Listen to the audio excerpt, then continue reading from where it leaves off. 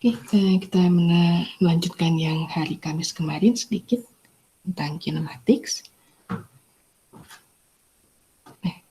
Nah, di kinematics biasanya kita kenal kinematic chain. Contohnya ada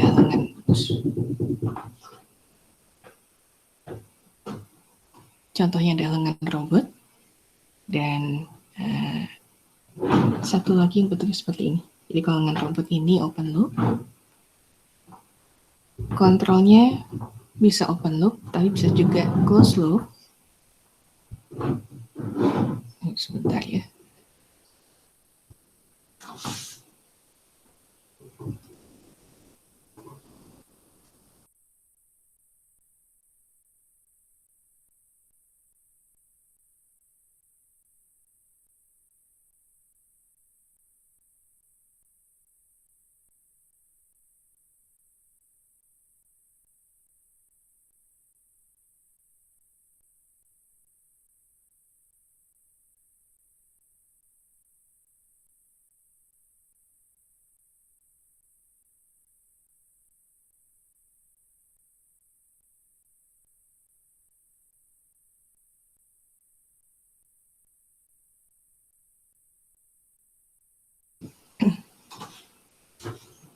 Bu, tapi sebelum mulai, saya boleh nanya dulu nggak sedikit tentang yang bahan kemarin?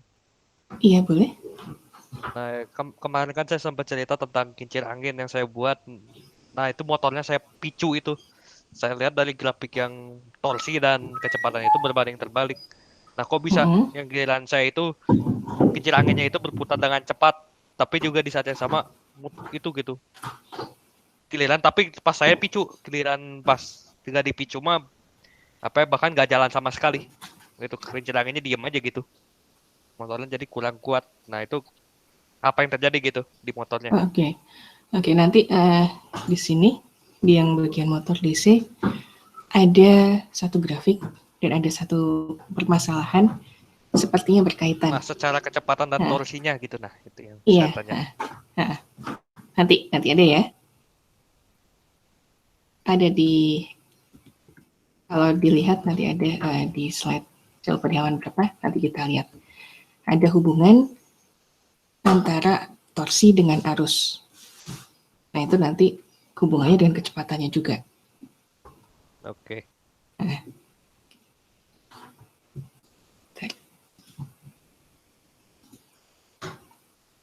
Oke, kita balik dulu ke sini.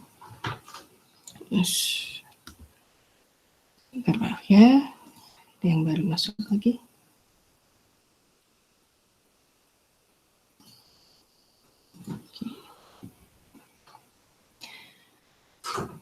Nah, untuk lengan robot yang seperti ini pengendaliannya bisa open loop. Nanti akan kita lihat yang forward kinematics, tapi bisa juga closed loop. Sementara kalau yang bentuknya seperti ini mirip dengan inverse pendulum, tapi penopangnya tidak hanya satu, ada beberapa. Jadi ini diusahakan seimbang, biasanya digunakan salah satunya di kimia, industri kimia untuk pencampuran bahan-bahan kimia. Nah, ini otomatis pengendaliannya harus closed loop. Tidak bisa open loop saja kalau yang ini. Karena kalau open loop akan ada kakinya yang tidak bisa dikendalikan. Jadi mau nggak mau ini closed loop pengendaliannya. Ya. Untuk kinematika manipulator itu ada dua hal yang dikendalikan. Yang pertama adalah posisi, yang kedua kecepatan. Nah, kalau untuk yang posisi, biasanya perhitungan matematis untuk kinematikanya itu adalah untuk mengatur posisi yang diinginkan, supaya manipulatornya bisa bergerak, memindahkan objek ke posisi yang diinginkan. Contoh aplikasinya adalah untuk operasi pick and place atau ngambil dan meletakkan, kemudian operasi assembly. Operasi assembly ini terutama kalau untuk industri IC, chip, ini harus seakurat mungkin dan sepresisi mungkin. Karena kalau ada kesalahan peletakan, tentu akan gagal. Kemudian satu lagi contohnya adalah operasi stacking and loading, numpuk dan penyimpanan.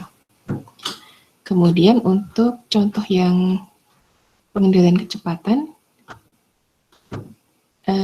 antara lain pemotongan atau machining, kemudian operasi pengecetan, pewarnaan, lalu untuk scanning area. Nah, ini matematisnya yang digunakan tentu berhubungan dengan kecepatan gerak dari manipulatornya. Untuk kinematika manipulator, ini ada dua, yaitu forward kinematics dan inverse kinematics. Kalau yang forward, yang kita tahu sebagai operator, sebagai developernya adalah posisi atau kecepatan dari join-join manipulatornya. Kemudian yang kita ingin tahu itu adalah posisi akhirnya atau kecepatan akhir dari sistem yang kita bangun. Untuk inverse kinematics ini kebalikannya. Jadi kita sudah tahu posisi akhirnya nanti harus di koordinat XY, X1, Y1 misalnya.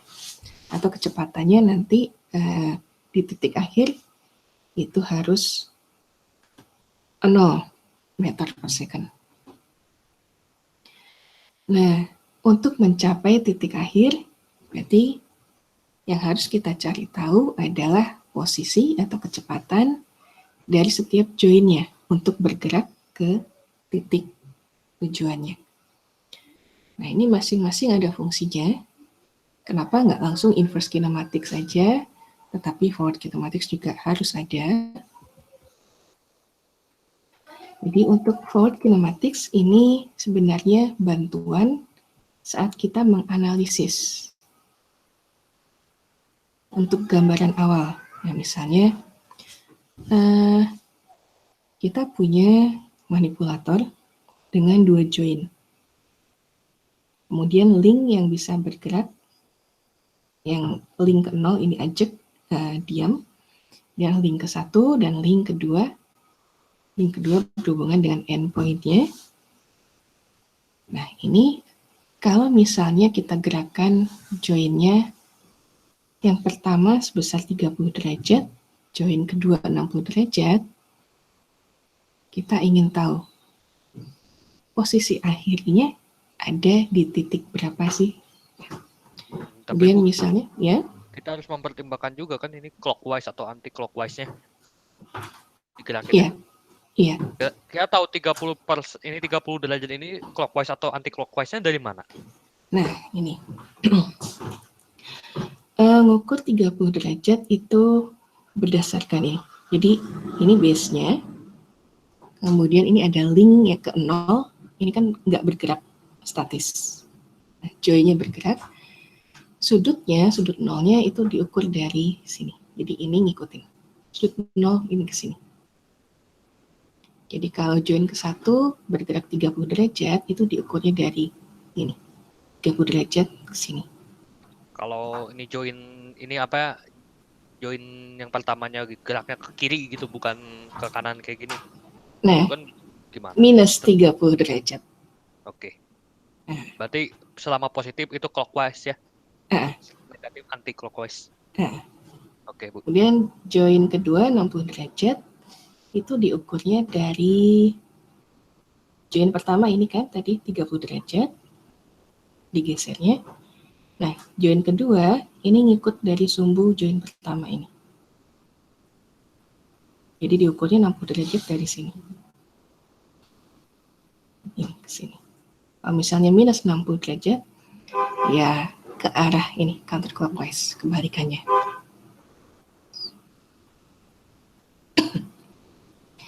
Kemudian diketahui juga link ke-1, kedua, dan ketiga ini panjangnya 10 mm. Ini perumpamaan aja ya, panjangnya hanya 1 cm. Nah, kita coba berapa sih titik akhirnya di sini, posisi akhirnya.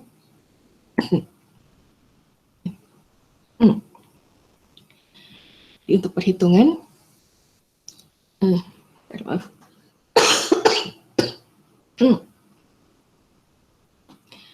Untuk X, di titik akhir ini kita harus memperhitungkan kedua join. Jadi yang pertama, karena yang bergerak join yang ini, jadi ini disebut join A1, ini link A1, link A2, link A3, dan ini join 1 atau J1, ini join 2 atau J2. Biasanya untuk perhitungan kita singkat seperti ini. Join langsung J.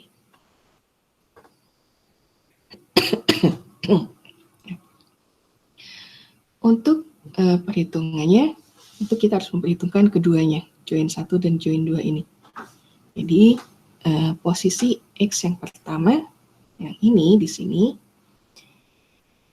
ini adalah A2 panjang ini dikali sinus J1 sudut ini. Kemudian bilangan kompleks. J-nya? Ya, bilangan kompleks. Ini 30 derajat ini.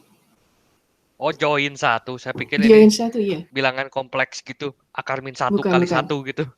Bukan. Tadi saya bilang. Oke, Bu. J biasanya mewakili nama join. Jadi kalau J1 singkatan dari join 1. J2 join 2. Kalau ada 3 tambah lagi J3. Ya Bu, saya rada keliru ini J1 tambah J2. Saya pikir 3J gitu kayak dari rangkaian listrik kan biasa bilangan kompleks 3. Oke. Oke, balik lagi ke sini. Di ngitung X-nya, langkah pertama ngitung yang ini, link A2 dikali sinus join pertama. Di pergeserannya 30 derajat tadi.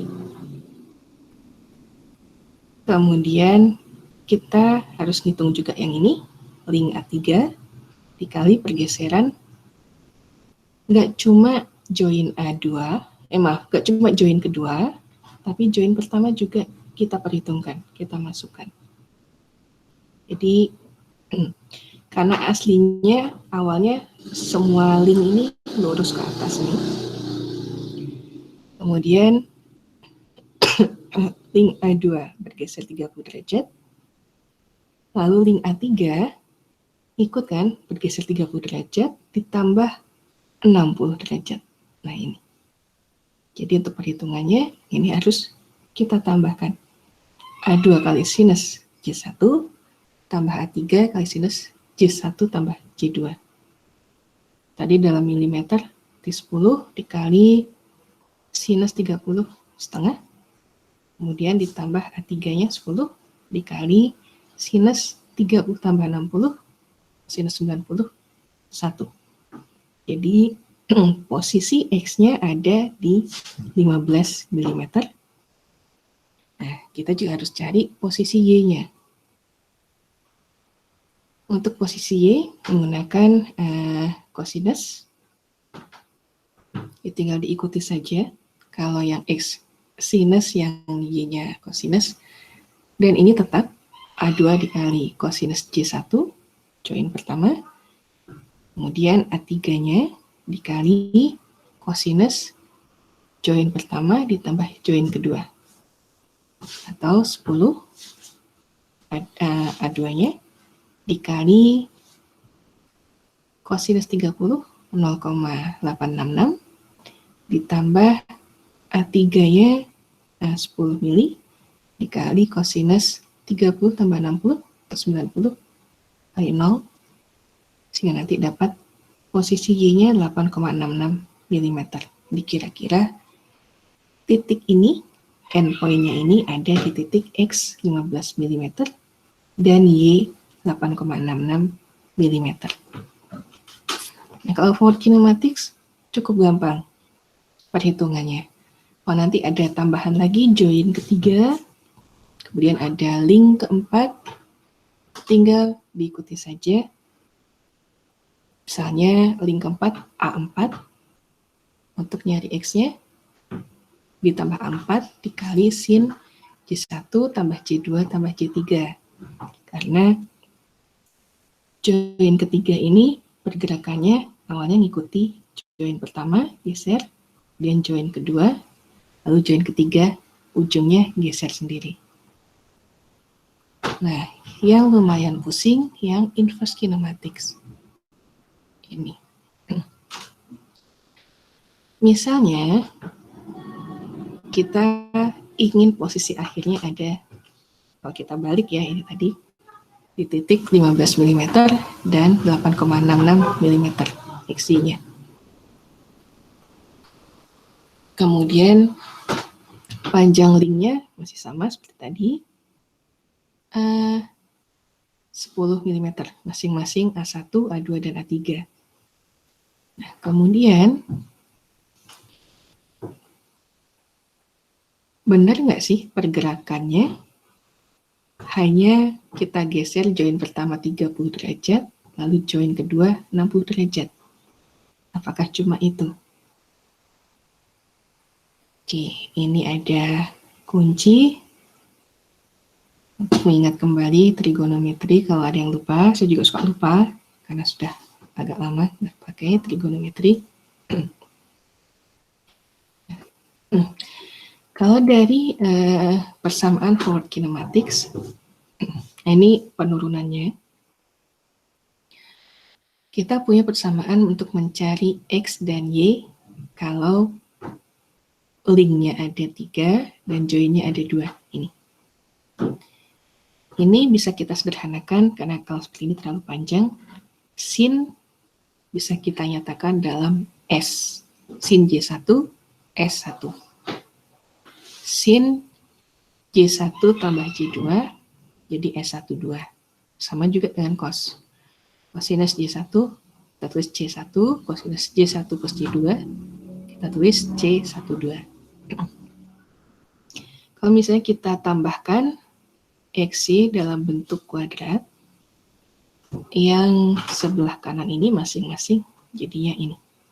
Nah, dari sini,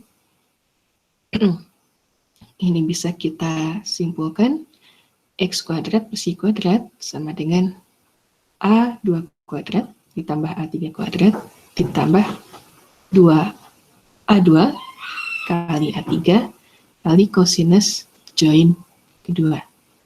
Nah, nanti dari sini bisa kita dapatkan cosinus join kedua, kalau kita turunkan ini hasilnya. Cuma, kalau di trigonometri, perlu diingat, cosinus X dengan cosinus min X itu sama. Jadi, kalau kita masukkan nanti ke sini, ke sistem manipulator ini, sudutnya yang didapat bukan hanya 30 dengan 60 derajat. Nanti kita lihat. Nah, ini tadi untuk mencari cosinus join kedua.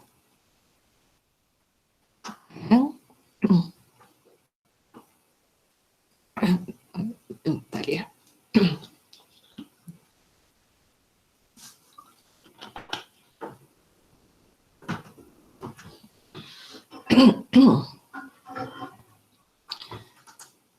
Join kedua sudah kita dapatkan sudutnya. Sekarang yang jadi yang tertinggal join yang pertama yang belum kita dapat. Nah, ini bisa kita cari lewat sama penurunannya dari rumus yang sama didapat dari forward kinematics.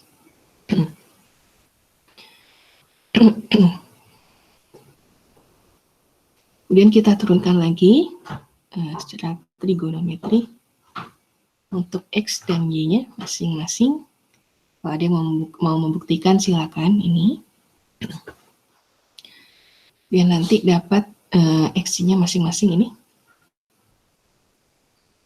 Lalu nanti kita sendirikan untuk, ini ada yang sama nih, baik di X maupun di Y, ada variabel yang bisa kita nyatakan sama, A2 ditambah A3 kali C2, ini bisa kita nyatakan dalam variabel K1, kemudian variabel A3 dikali S2, bisa kita nyatakan sebagai K2. Sehingga kalau kita sederhanakan persamaannya, ini jadi X sama dengan K1 S1, ditambah K2 C1, Y-nya K1 C1, ditambah K2 S1. Kemudian nanti kita substitusi K1-nya sama dengan R dikali cos T, kemudian K2-nya sama dengan R dikali sinus T. Nanti dari sini akan dapat persamaan ini, T sama dengan, T tambah join 1, sudut join 1, sama dengan arcus tangan 2, YX, di mana T-nya ini adalah arcus tangan 2, K2 kali K1.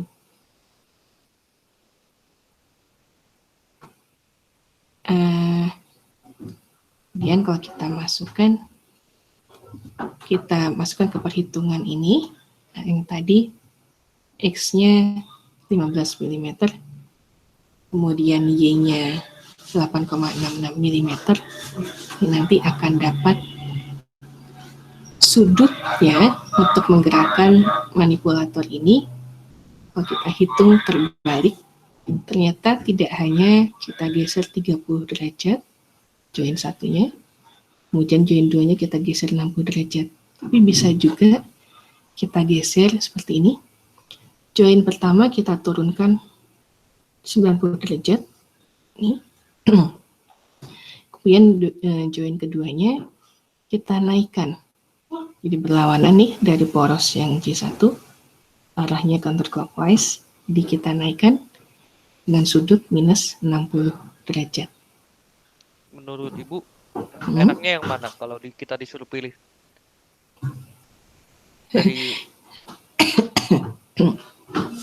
Dari dua cara inilah, gitu.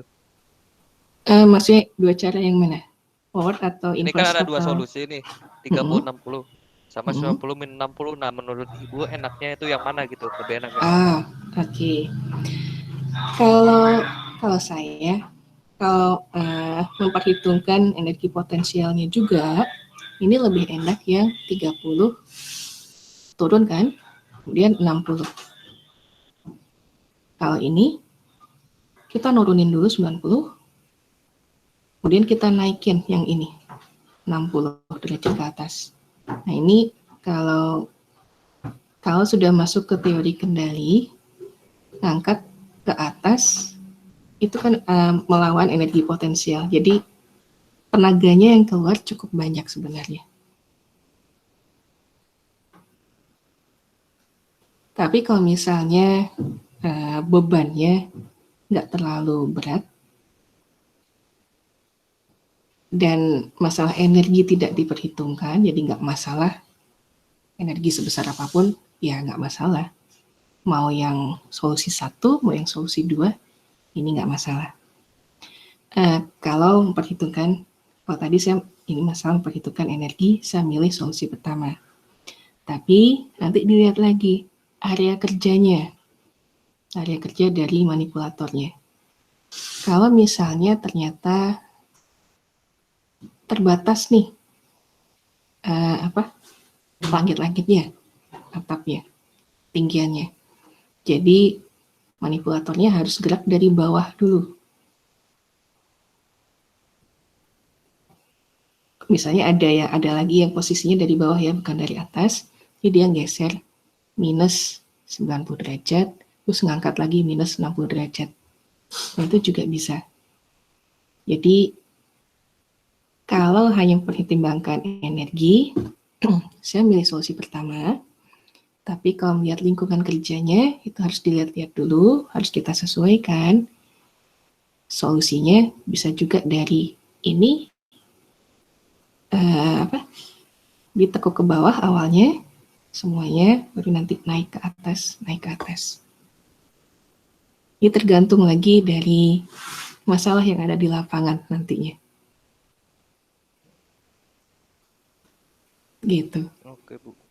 Berarti selain energi potensial kita harus ngitung juga ini apa spesifikasi motornya gitu. Spek Motor motornya servonya. iya. Kalau Kemudian dayanya kalau daya tadi tergantung dari energi tadi.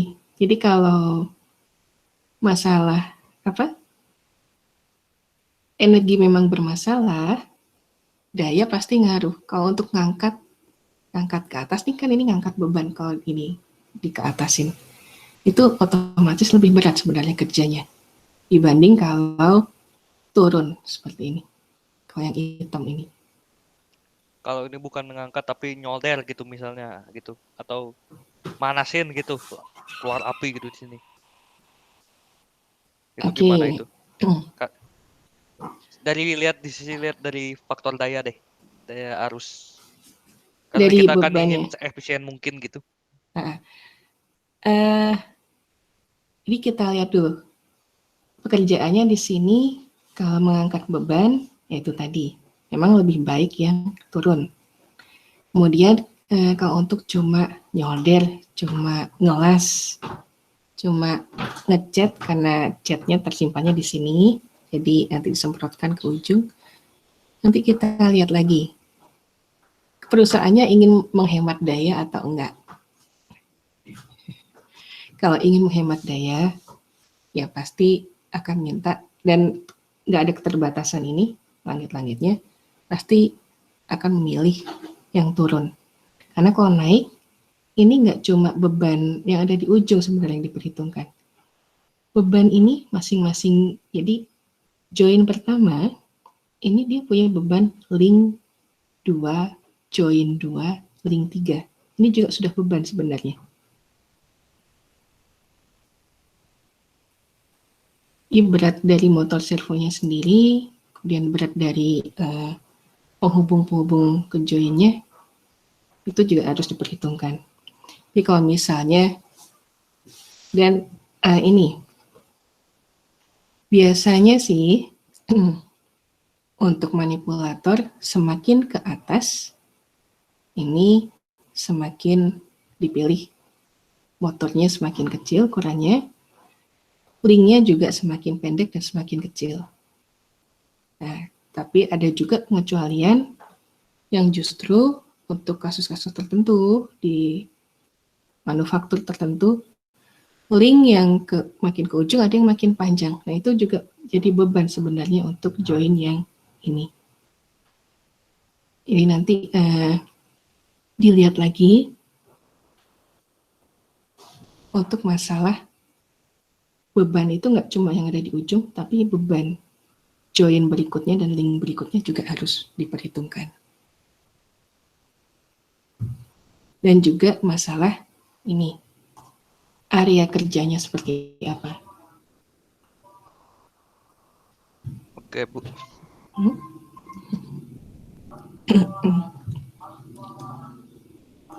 Oke, satu lagi.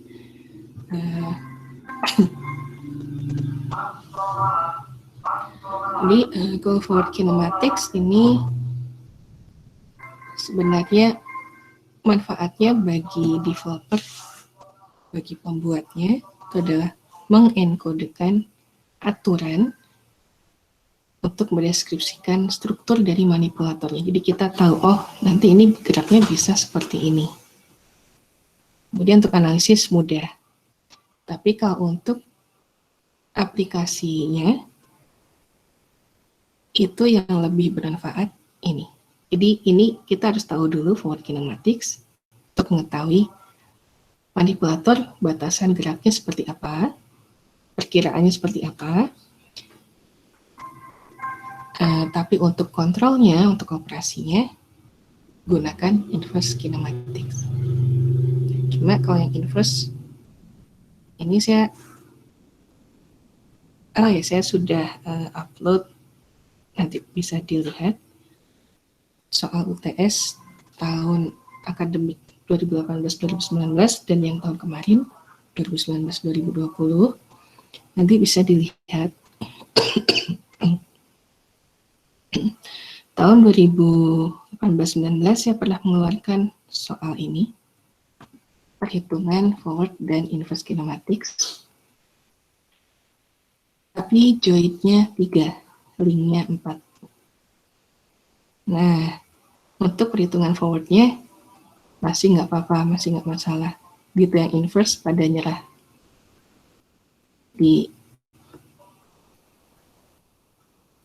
Nanti silakan dilihat.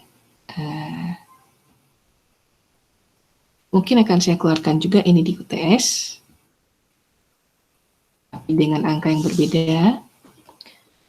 Saya coba, mungkin nanti untuk forwardnya bisa 3 join dan 4 link, tapi kalau untuk inverse-nya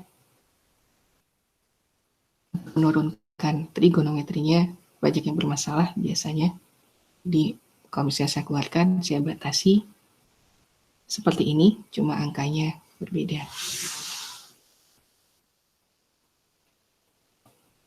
Ada lagi nggak yang mau didiskusikan untuk kinematics sebelum ke motor?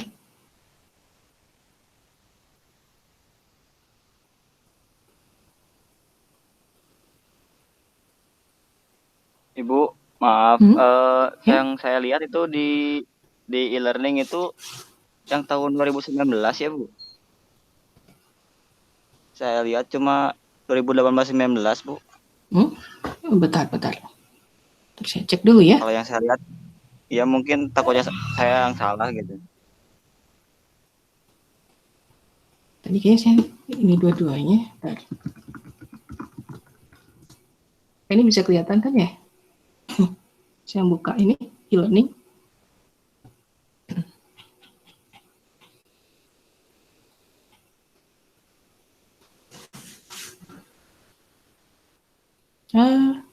Yang ke-upload cuma satu ya. Satunya nggak bisa. Oke. Ya, Ups. Malah langsung ditutup. Oke, nanti saya inikan lagi ya.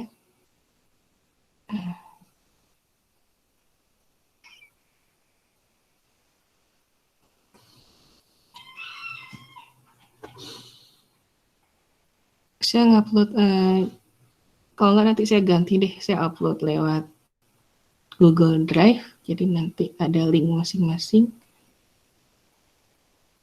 Kalau ini langsung, atau kalau nggak satu lagi saya upload terpisah, yang 2019-2020-nya ya, jadi nggak jadi satu. Nanti saya tambahkan lagi aja deh. Makasih ya, kasih tahu. Nanti ya habis kuliah Bu. ini.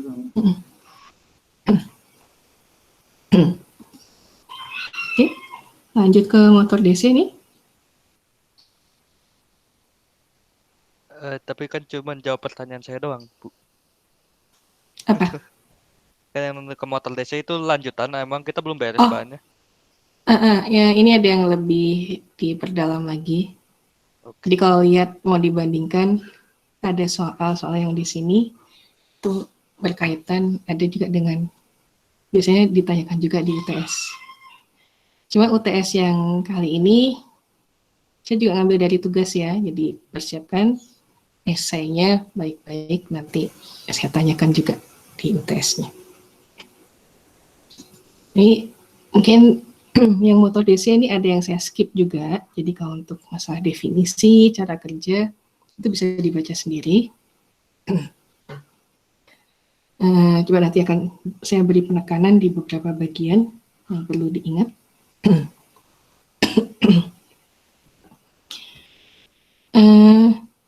Ini untuk gambaran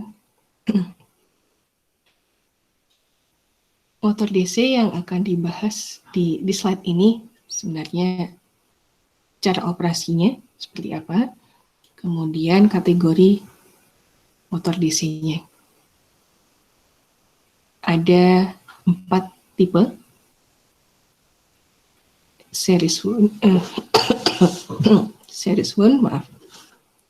Shunt, compound, kemudian yang menggunakan magnet permanen. Lalu kinerja motor DC, nah ini yang berkaitan dengan yang ditanyakan Rainer tadi, kurva torsi dengan kecepatan, dan ada hubungannya dengan arus juga. Bentar ya.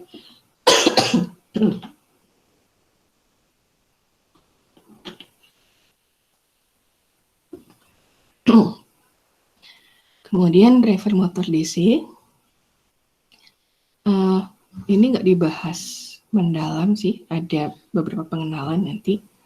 Kemudian untuk pengendalian kecepatan motor DC, ada yang menggunakan analog drive, ada juga yang menggunakan PWM. Dan nanti di slide terakhir saya tambahkan juga PPM, Pulse Position Modulation. Ada link YouTube-nya di slide terakhir. Waktu 2 tahun lalu saya lihat itu lumayan mengerti dan enak menjalisnya. Kalau nggak salah dari Electronics dari luar negeri. Nanti silakan dilihat saja, ditonton.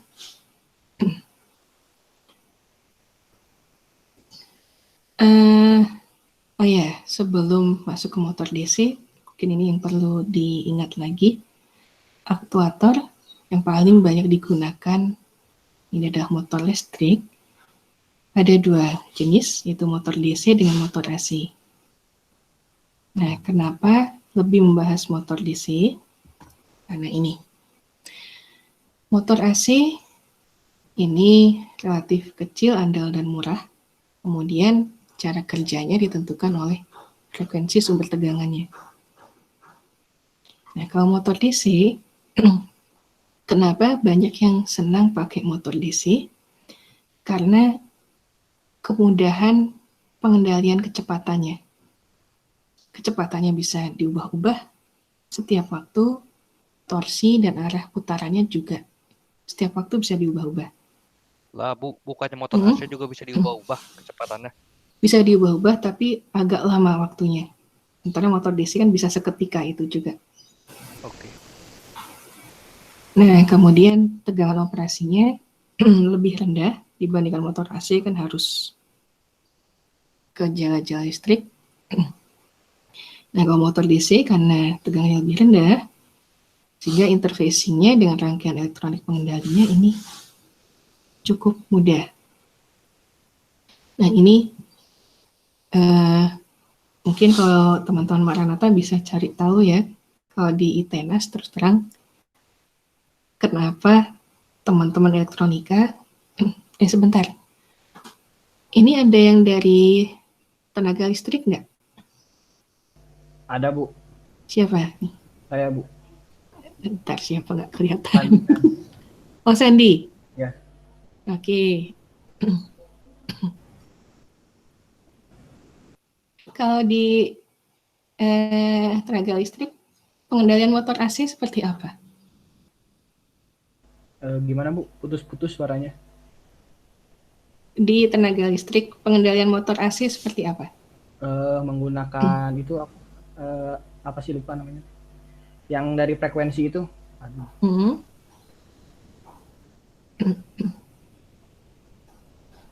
Ada rangkaian pengendalinya nggak? Ada, Bu. Pakai dioda. Pakai dioda. Oke. Kalau mekanisme pengendalian seperti PID bisa dipakai? Oh iya, pakai BID ya, Bu. Oke. Ya, cuma kalau yang di ITENAS ini masih masalah rata-rata anak elektronika senangannya pakai ini, motor DC, nggak ke motor AC. Karena terus terang, materi motor AC itu lebih diperdalam di tenaga listrik. Kemudian untuk kuliah teori kendali juga rata-rata ke motor DC. Kalau nggak salah baru beberapa tahun ini saja ada kerjasama antara elektronika dengan tenaga listrik. Gimana sih caranya mengendalikan motor AC? Jadi nggak beli nih pengendalinya dari luar, tapi dicoba untuk bikin sendiri pengendaliannya. Nah, cuma mungkin kalau di tenaga listrik PID nggak dibahas ya secara mendalam. Enggak, Bu. Lebih ke inverter konverter itu. Oke. Nah, sementara kalau di elektronika lebih memperdalam PID-nya, tapi aplikasinya lebih ke motor DC. Nah, kenapa? Karena ini, kalau orang elektronika lebih senang tegangannya yang dipakai yang kecil aja, nggak langsung yang ke jal-jal listrik. Meskipun sebenarnya kalau main-main di arus DC itu lebih bahaya ya dibandingkan di main-main dengan arus AC. Karena kalau di AC ada ada saat yang amannya, sementara kalau menggunakan arus DC itu kan jalan terus. Arusnya selalu konstan gitu, manusia pun bisa membahayakan. Nah, kalau ini konsep dasarnya, saya skip, ini bisa dilihat sendiri, dibaca sendiri.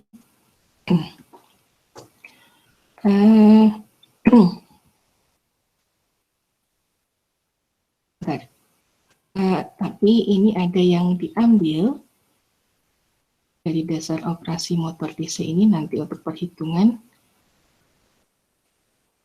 torsi motor. Nah, perhitungan torsi motor ini diturunkan dari persamaan ini sebenarnya. Persamaan hubungan gaya, arus, dan medan. Maaf. Enggak, nanti kalau hubungan antara torsi dengan arus armatur motor dan flux magnetik itu ada satu konstanta yang harus diikutkan. Jadi tidak murni torsi sama dengan arus dikali flux magnetiknya saja, tapi harus dikalikan konstanta. Konstanta ini diturunkan, digabungkan dari parameter mekanik motor, misalnya jumlah kutubnya ada berapa, kemudian dari sini juga. Nah, ini biasanya ada di datasheet motornya. Jadi kita lihat di sini, semakin besar torsinya, arus armaturnya semakin tinggi, atau semakin besar arus armaturnya, torsinya semakin tinggi.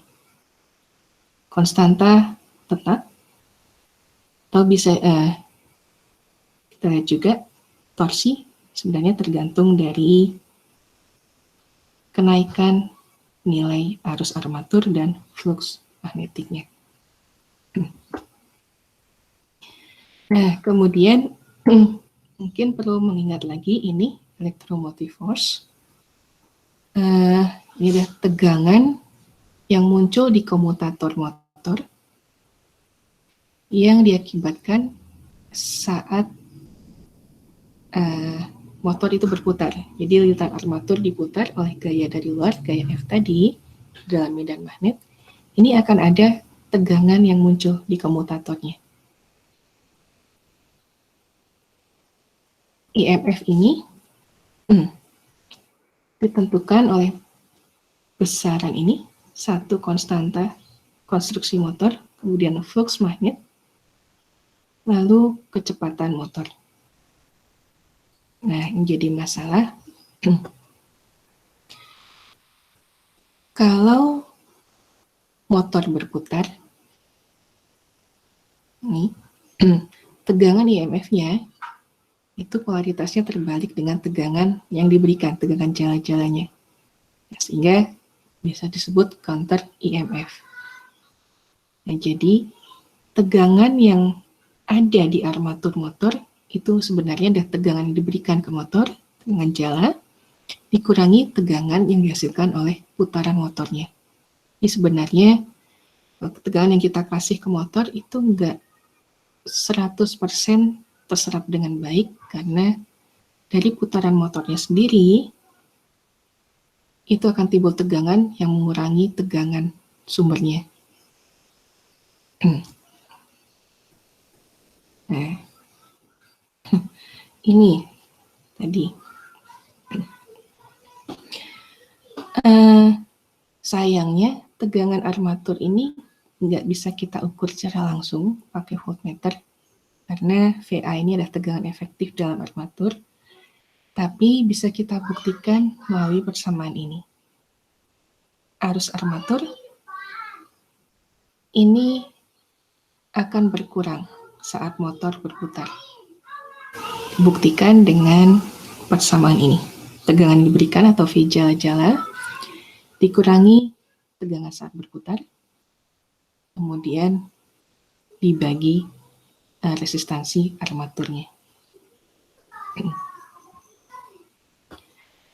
Nah, kalau kita lihat di sini dari perumusan ini, arus armatur ini adalah fungsi dari tegangan jala-jala dikurangi CEMF. Nah, kemudian kalau kecepatan motornya makin cepat nih, makin meningkat, CEMF-nya makin besar. Nah, semakin cepat motor, kalau ini semakin besar, arus armaturnya otomatis semakin kecil. Jadi bisa kita, resistansi armatur ini relatif sama nilainya. Nah, berarti arus armatur ini, kalau tegangan jala-jalanya tetap, hanya dipengaruhi oleh CEMF ini. Semakin tinggi ini, otomatis ini semakin kecil. Semakin kecil CEMF, arus armaturnya semakin besar. Nah, dari sini, semakin cepat motor, arusnya berkurang. Kalau arus berkurang, torsinya berkurang. Nah, ini menjelaskan kenapa motor DC punya kecepatan maksimum yang terbatas. Jadi kalau motornya semakin cepat, CEMF-nya hampir menghilangkan tegangan jala-jala dan arus armatur ini mendekati 0. Tapi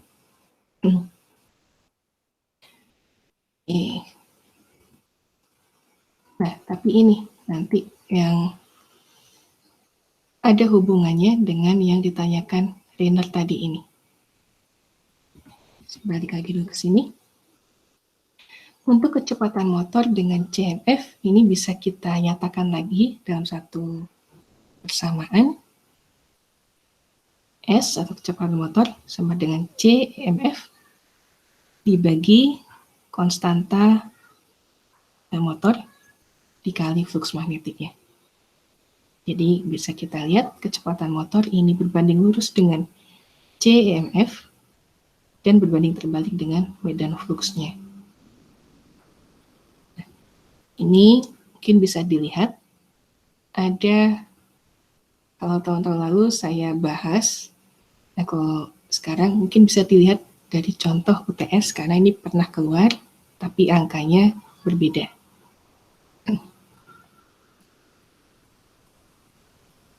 Di hampir sama, cuma ini angka yang di sini yang saya ganti.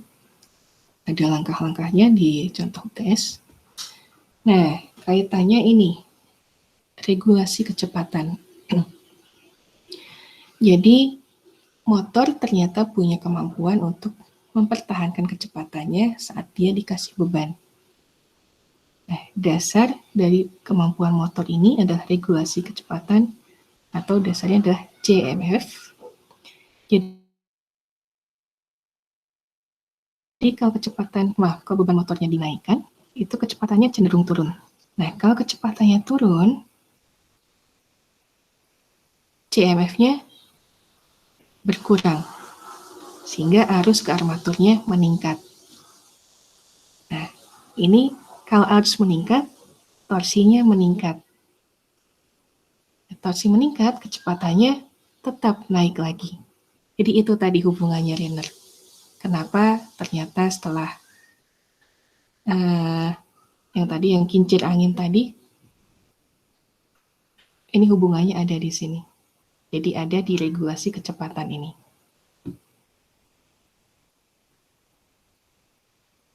Ini tergantung dari beban yang dikasih, beban dikasih kecepatannya turun. Nah, ini nanti ngaruh ke CMF-nya, CMF-nya ngaruh ke arus, arusnya ngaruh lagi ke torsi. Jadi bolak-balik sebenarnya aturannya. Jadi kenapa waktu itu ada yang minggu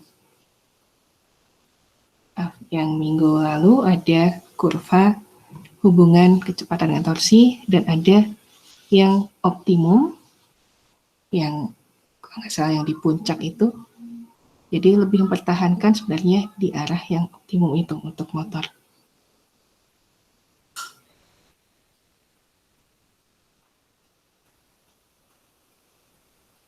Gimana? Nah, ini saya sambil ngecek putus nggak ini?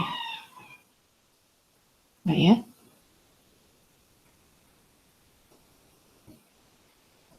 Ini lanjut. Lanjut, Bu. Oke. Nah, ini ada contoh regulasi kecepatan, bisa langsung dimasukkan aja ke rumus ini sebenarnya. Bisa langsung dimasukkan. Mungkin saya bahas sedikit, tapi selewat ya. DC motor dengan jenis wound field. Ada yang series wound, shunt wound, compound. Nah, ini kenapa ada 3 jenis? Ini dari penyusunan lilitan elektromagnetnya dengan armaturnya. Kalau yang series, dia seri. Kemudian yang shunt ini paralel.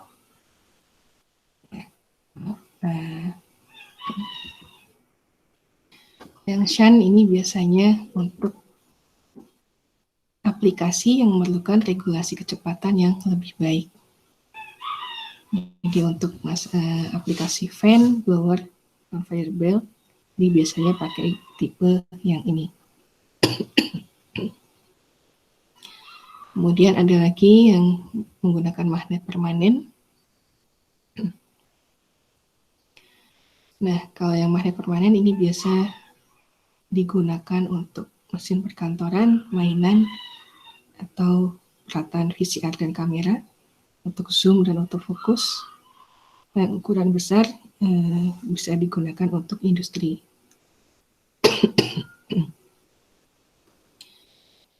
Ini saya skip, bisa dibaca sendiri.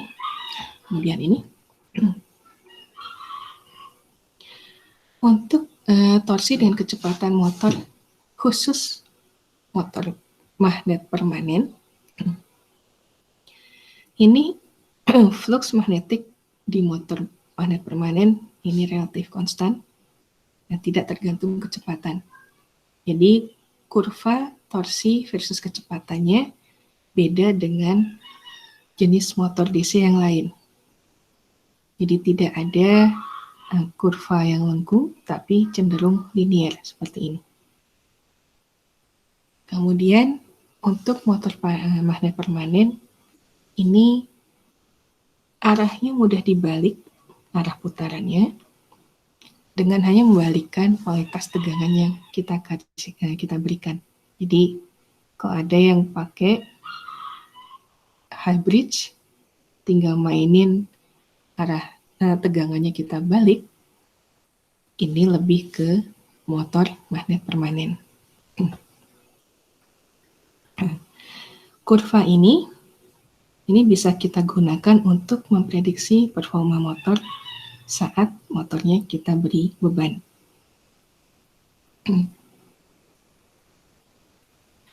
Nah, misalnya ini.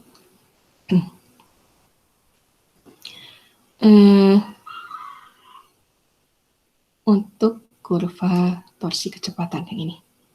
Kalau tanpa beban dan saat ditahan dengan beban, stall condition.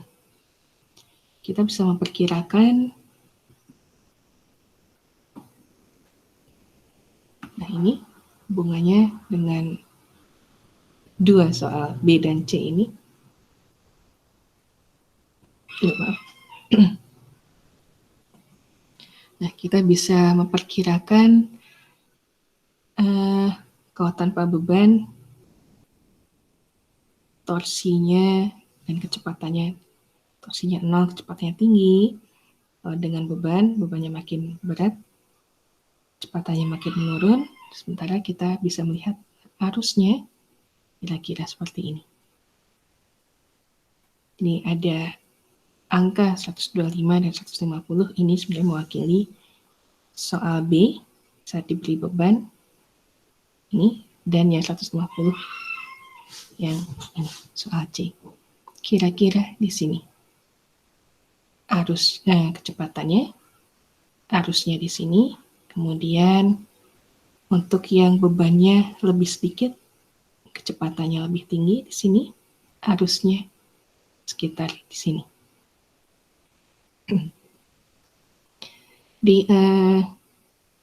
Kita bisa nggak usah menghitung untuk memprediksi kinerja motor kalau motor kita beri beban. Jadi ambil datasheet motornya,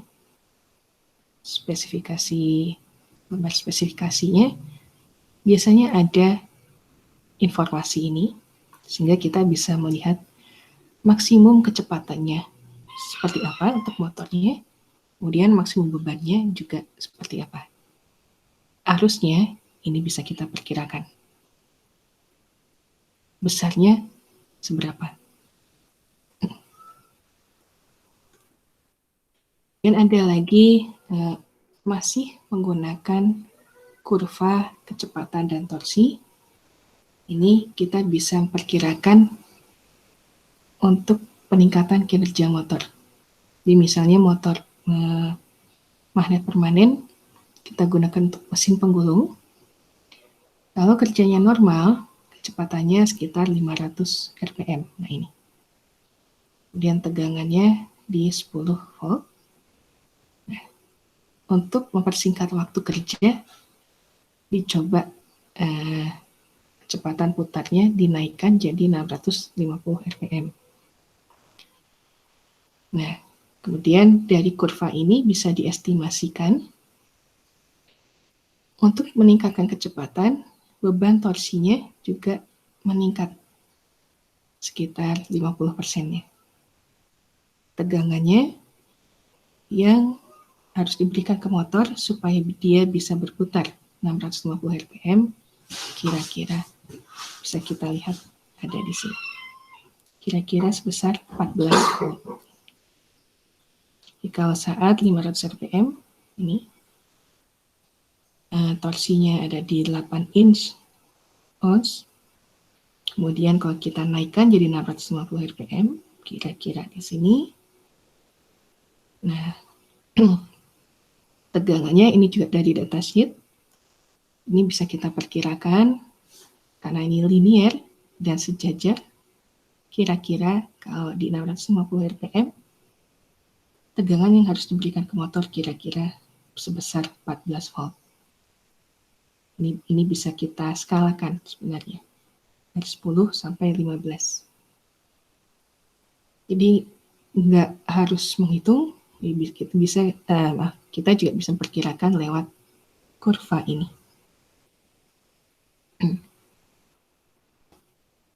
Yang lebih jelasnya gambarnya. Sampai sini dulu gimana?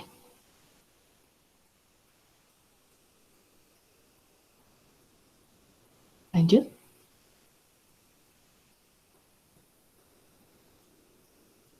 Lanjut, Bu. Oke. Nah, sekarang kita masuk ke kenalan dengan beberapa rangkaian pengendali motor atau DC. Sebenarnya istilah pengendalian kecepatan, kalau untuk kendali kecepatan, istilah kendali kecepatan itu kurang tepat karena sebenarnya motor itu mengkonversi energi listrik menjadi torsi, bukan kecepatan. Nah, mengubah energi listrik jadi torsi, baru nanti ada hubungan antara torsi dengan kecepatan. Dan kecepatan itu tidak hanya dipengaruhi oleh torsi, tapi juga oleh beban mekanik. Jadi sebenarnya yang aman sih, kita lebih enak bilangnya kalau tegangan meningkat, kecepatan motornya juga meningkat. Berarti tinggi titik awalnya lebih tinggi ya? Tinggi titik awalnya lebih. Tinggi titik awal grafik kecepatannya. Oke. Bentar.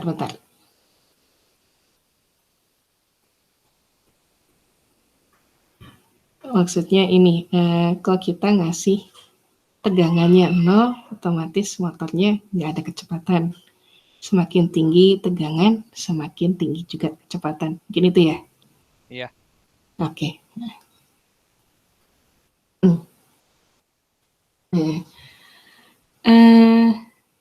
Untuk mengendalikan motor DC, terutama kecepatan nih, kita perlu rangkaian sendiri untuk mengkonversi sinyal, misalnya dari mikrokontrolernya, dari PLC, jadi sinyal yang cukup kuat untuk menggerakkan motor. Karena kalau hanya mengandalkan mikrokontroler aja, itu relatif nggak akan kuat untuk menggerakkan motor DC. Jadi mau nggak mau kita harus pakai driver. Bisa berupa analog driver, bisa juga berupa BWM. Oh ya, kalau ada yang pernah main-main pakai Arduino, kemudian pakai motor yang relatif kecil ukurannya, itu masih bisa dikendalikan langsung dari PWM-nya Arduino. Tapi begitu nambah jumlah motor, itu biasanya kecepatannya makin kurang dan bisa juga nggak gerak sama sekali. Kalau ada yang mau coba, silakan. Kenapa? Karena arusnya nggak cukup kuat dari mikrokontroler. Dia harus pakai driver lagi untuk ngangkat arus motor DC-nya. Untuk analog driver, ini sebenarnya cara yang klasik. Sebenarnya kita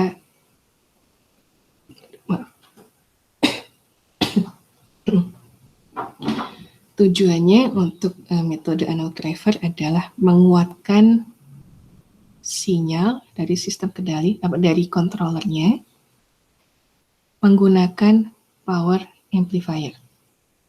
Nah, ini sehingga bisa menggerakkan motor. Kemudian kalau controller yang kita gunakan itu sistem digital, misalnya microcontroller, perlu DAC, digital to analog converter.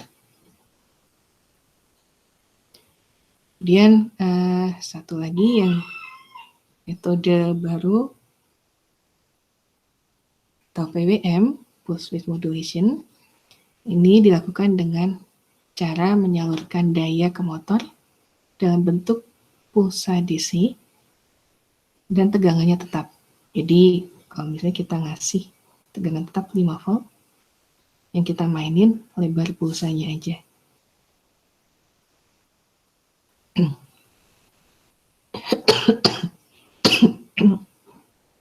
Semakin lebar pulsanya, semakin tinggi tegangan rata-rata DC-nya. Jadi semakin tinggi juga energi yang masuk ke motor ini.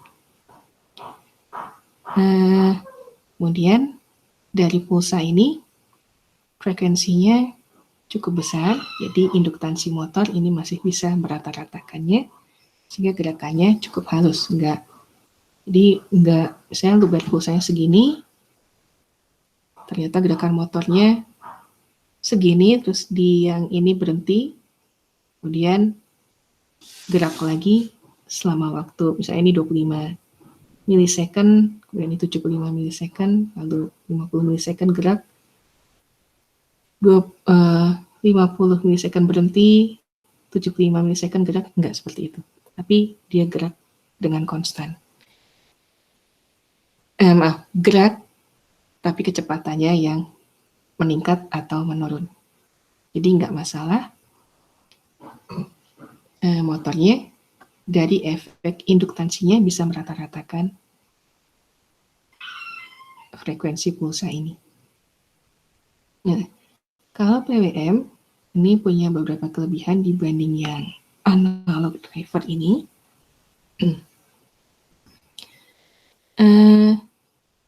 Kalau analog driver perlu DAC, kalau PWM nggak perlu. Karena operasi kerjanya menggunakan on-off aja, dan ini bisa dikendalikan langsung oleh sinyal digital. Di on-off lebar pulsanya ini. Saat naik, saat ada sinyal, pulsa, dia on, saat nggak ada, dia off. Jadi mainin on-off-nya, waktu on-off-nya aja.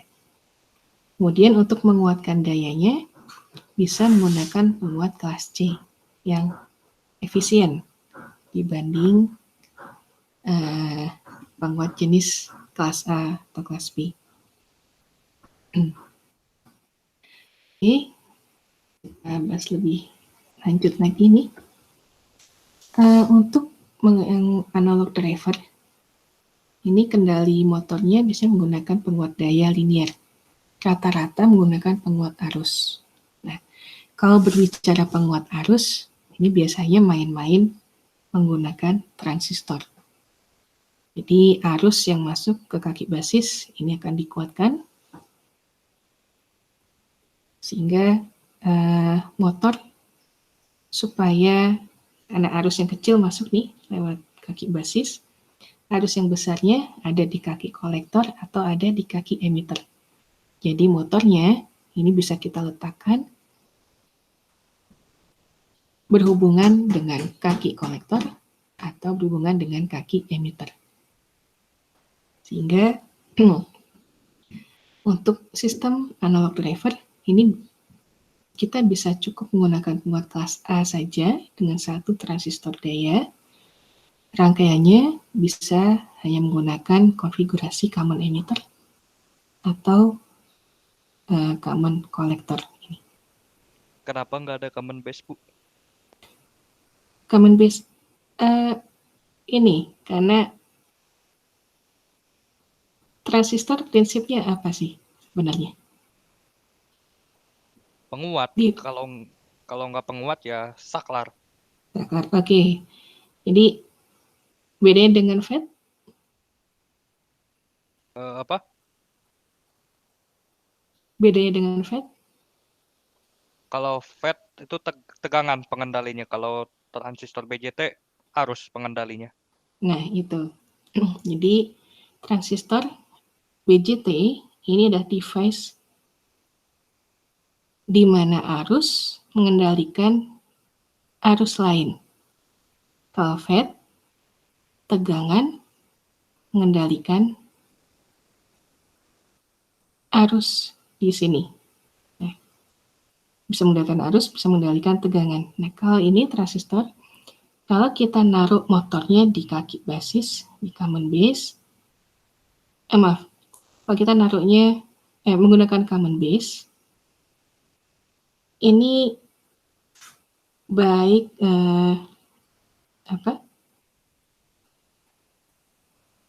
kita perlu dua lagi nih supply-nya. Kalau ini kan kalau common emitter dan common collector cukup satu aja.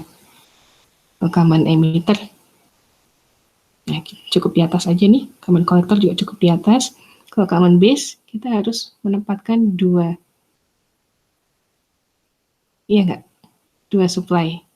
Nah, itu nanti kaitannya juga dengan hitungnya lebih rumit lagi, kemudian supply-nya juga mengakibatkan ada tegangan yang bisa terbagi, atau kalau misalnya tegangannya harus sama-sama besar, baik di kaki emitter dan kaki kolektor, karena common base yang dipakai,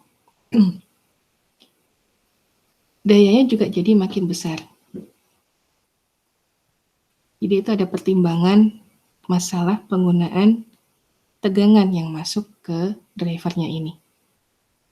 Diusahakan seefisien mungkin, diusahakan sedikit mungkin supply-nya. Jadi cukup bisa menggerakkan motor tanpa harus memberikan 2 tegangan ke motornya. Oke, Bu. Kalau common base dipasangnya di kolektor sih, ya. Inputnya di kaki emitter. Nah, cuma kalau misalnya pakai common base juga nih, lagi arus yang diberikan ke penguatnya itu kan arus emitter. Yang keluar arus kolektor justru lebih kecil, meskipun bedanya cuma beta plus 1 dengan beta ya.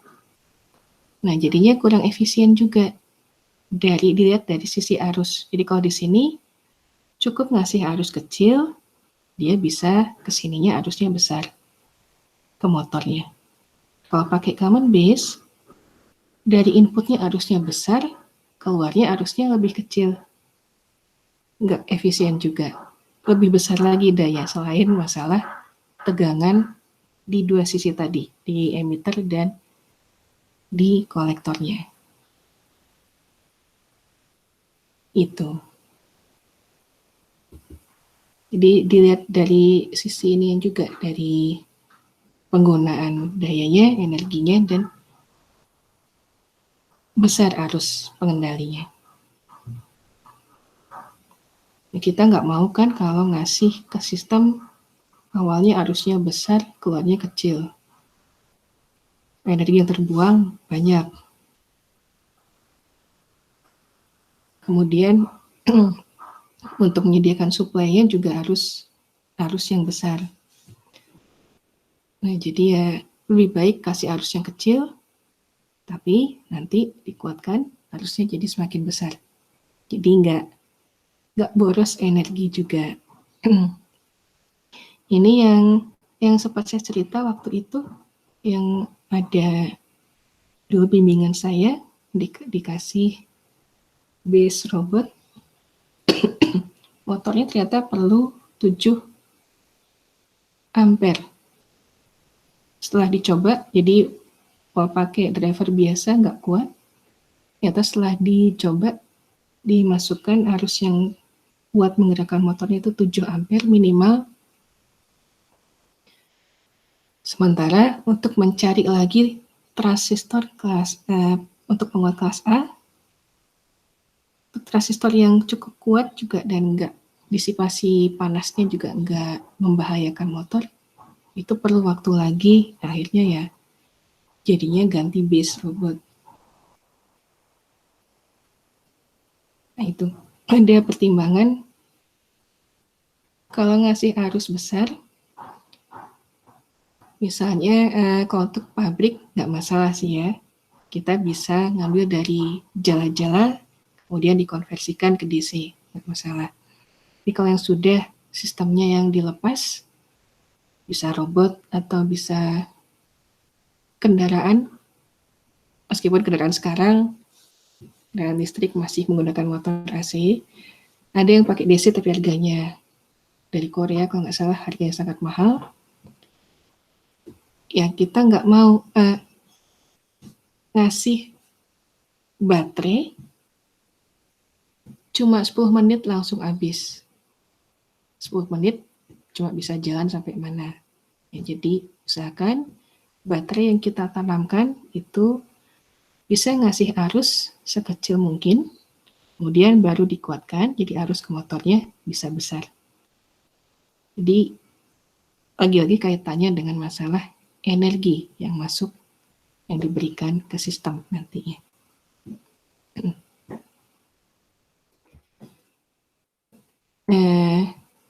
Kalau ini nanti dilihat lagi. Kalau di ITENAS sih nama mata kuliahnya elektronika analog yang khusus untuk penguat transistor. Kalau di Maranatha mungkin nama mata kuliahnya beda lagi ya. Tapi ini prinsipnya Elektronika. elektronika. Oh. Ya. Kalau dengan switch jadi satu atau dipisah? Oh, itu untuk kayak itu apa transistor sebagai saklar disatuin. Oh, disatuin. Oke.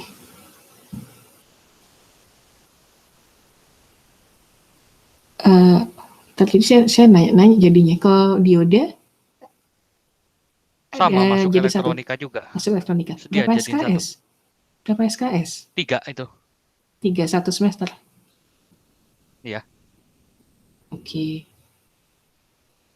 Makasih ya Dioda, ibunya. transistor, Mm, FET semua jadiin satu. mm, mm.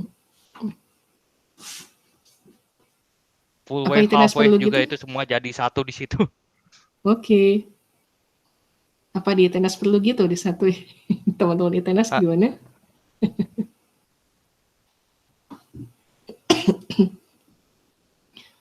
Wow, padat sekali berarti ya.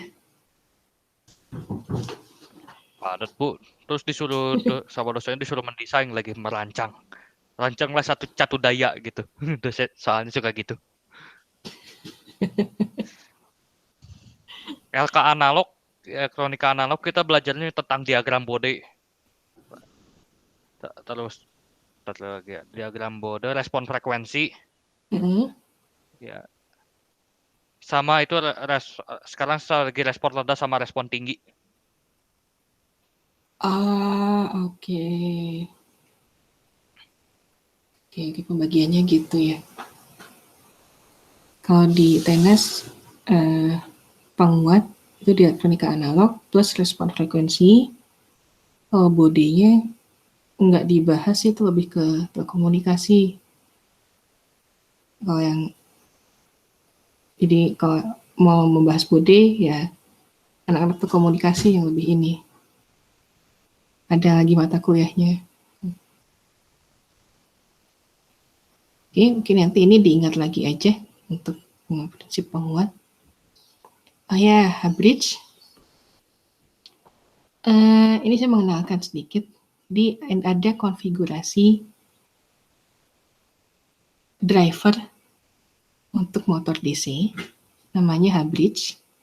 Jadi biasanya sih pemasangan motornya seperti ini, kemudian dikelilingi komponen bisa transistor, bisa juga dioda. Seperti huruf H, jadi motornya di persilangannya, huruf H-nya, di sini komponen lainnya. Nah, kemudian di sini sumber untuk men-trigger transistor atau dioda. Kemudian untuk yang A dengan B, ini biasanya tegangan yang diberikan untuk ke motor. Ini nanti kalau yang A dikasih atau yang B dikasih, nanti ini akan bergantian kerjanya. Untuk menggerakkan motor DC misalnya clockwise, berarti yang harus nyala Q1 dengan Q4. Jadi nanti di sini arusnya mengalir seperti ini.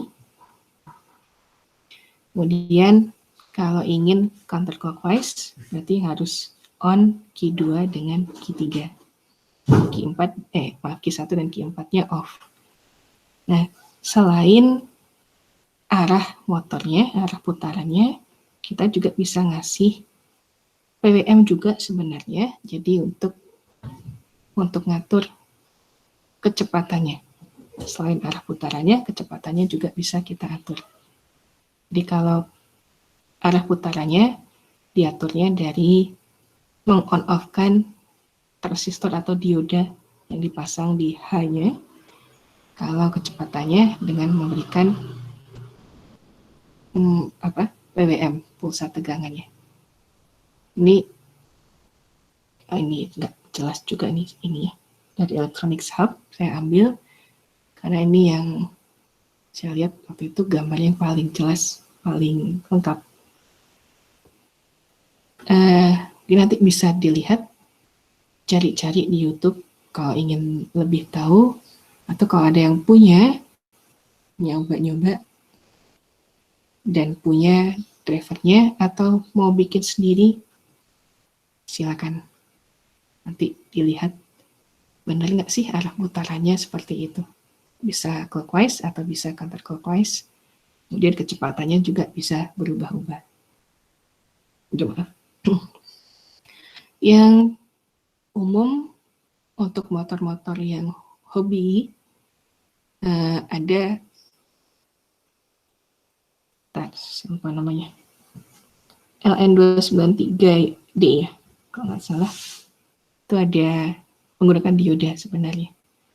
Ada yang bisa untuk mengendalikan 2 motor juga sekaligus. Ada yang bisa hanya untuk 1 motor. Kemudian PWM. Nah, ini tadi sempat dibahas sedikit. Jadi untuk PWM, sebenarnya kita mengalirkan daya ke motor, tapi bentuknya sinyal gelombang persegi dengan besarnya konstan, amplitudenya konstan, tapi lebar pulsanya bervariasi.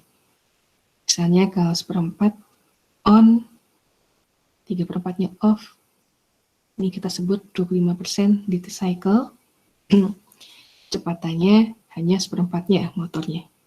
Kita naikkan setengahnya duty cycle-nya, nanti kecepatannya naik jadi setengah putaran maksimum. 3/4, berarti 3/4 putaran maksimum. Kalau kita kasih full 100% duty cycle, ini kecepatan motornya maksimum. Nah, ini mesti hati-hati juga kalau ngasih PWM.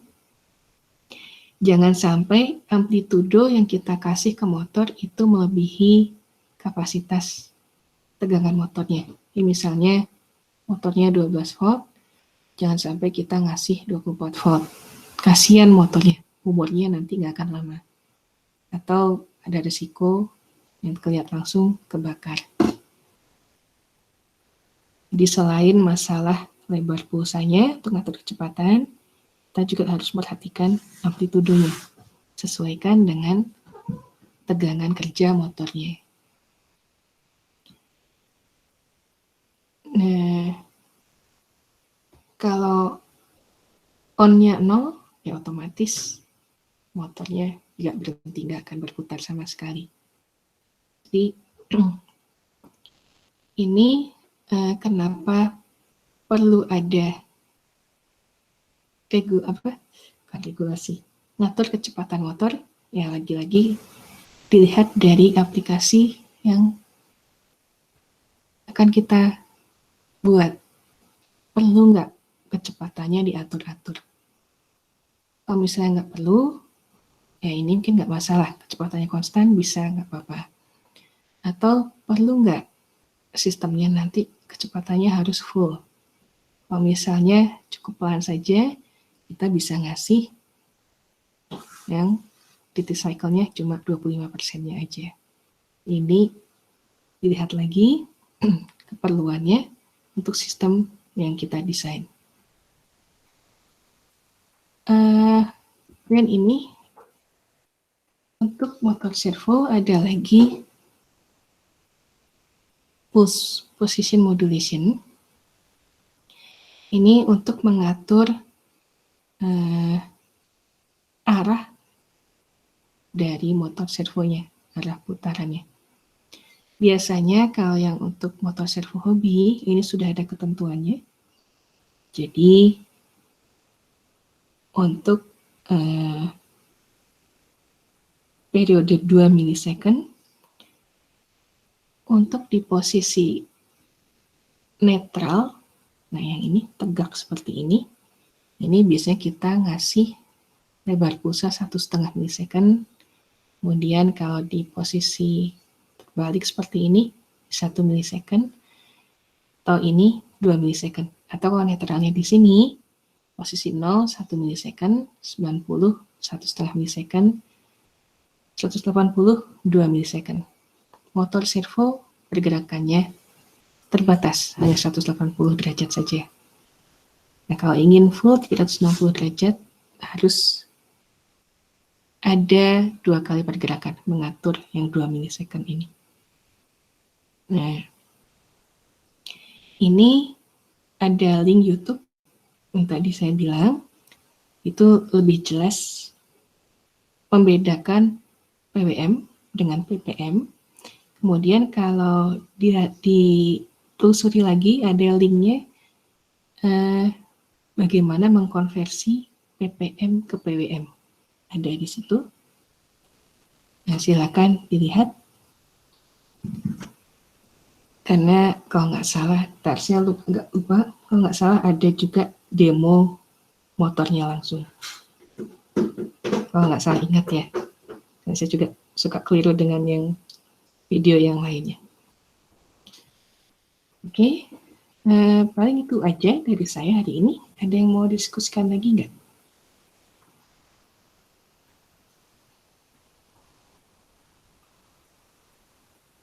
Ujian nanti isian, Bu. Essay, biasanya 5 soal aja. 2 jam, bentar ya. Kalau nggak ini saya perlihatkan. Kelihatan kan ya ini? Saya buka-buka ini. Nah, seperti ini.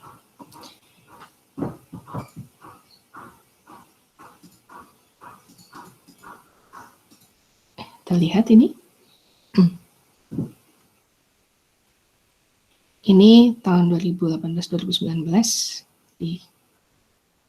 Ini yang akan kita bahas minggu depan nih. Sistem mekanik. Yang sudah ke roda gigi. Yang nomor satunya. Jadi kalau kita punya susunan roda gigi, susunan roda, kemudian terhubung ke motor listrik, jari-jari roda giginya sekian, kemudian roda yang pertama sekian, nanti bisa kita lihat berapa derajat perputaran roda gigi 1 dan 2-nya. Kemudian ini juga roda gigi, mendesain jumlah gigi tiap gear, rasionya seperti apa. Kemudian kalau yang nomor 3 ini yang mirip dengan yang tadi.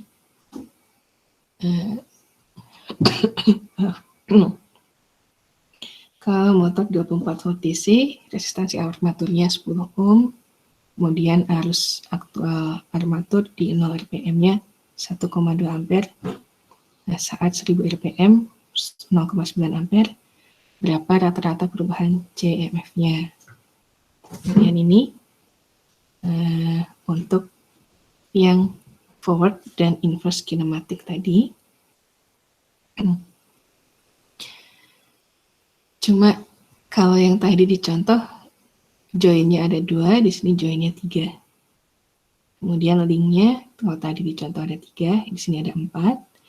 Nah, rata-rata kalau untuk yang forward kinematics ini pada selesai ngerjainnya, yang inverse kinematics pada nyerah. Karena memang perlu penurunannya, perlu waktu lama, nggak cukup dalam waktu 100 menit. Jadi, kalau saya keluarkan soal ini, mungkin yang forward kinematik saja, yang inverse-nya enggak dulu deh, karena nuruninnya memang butuh waktu. Dan yang nomor 5 ini kaitannya dengan, ini saya biasanya ingin tahu, nanti ini sudah harus dipikirkan, kira-kira nanti ingin mendesain apa sih untuk tugas besar dan untuk UAS nanti. Nah, ini jawabannya sudah ada. Ya mungkin ada coretan, saya juga suka salah tulis, salah hitung. Nah ini untuk inverse kinematics-nya.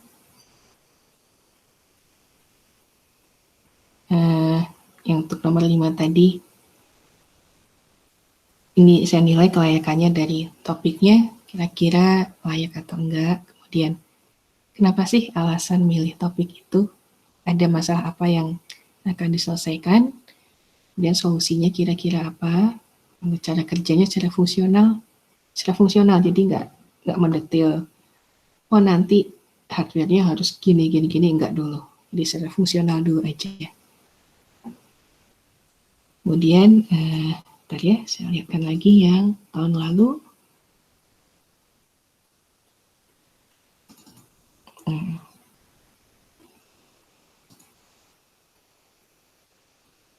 Yang tahun ini 2018-2019 udah muncul di e-learning. Nah, yang tahun lalu ini nanti saya betulkan.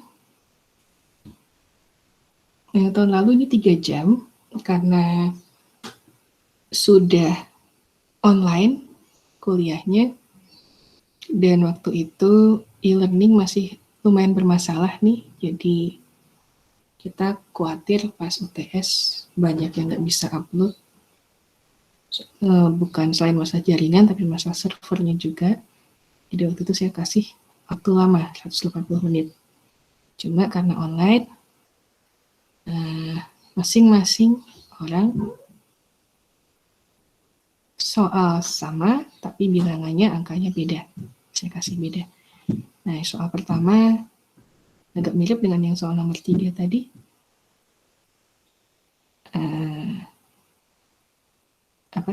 Desain rasio gigi, derajat perputaran roda giginya.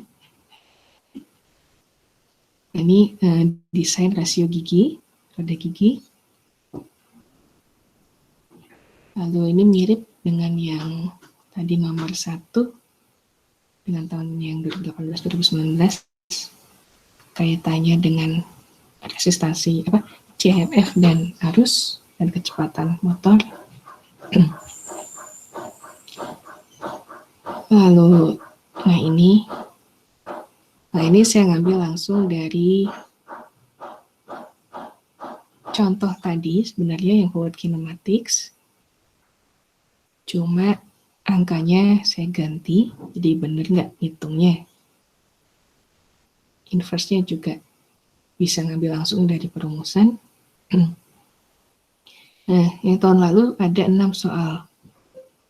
Jadi, soal nomor 5-nya, ini saya ambil karena yang waktu itu sudah dibahas ya pertemuan kedua. Misalnya Anda mendesain sistem mekatronika nih, arsitektur kontrol apa yang mau dipakai, pertimbangannya apa, batas-batasannya apa.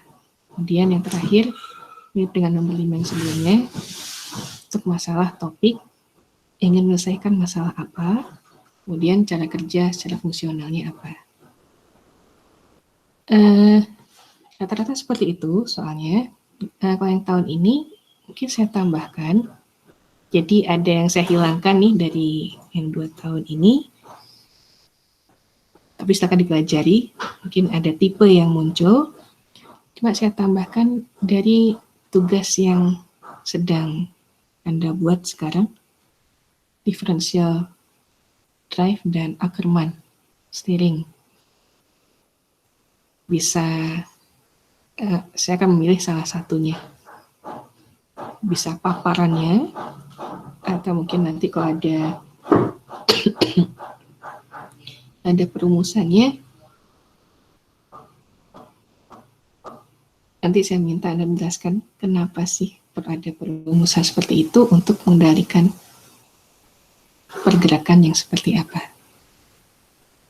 Nah, itu aja yang nomor sekian ya, saya ngambil yang differential drive aja deh.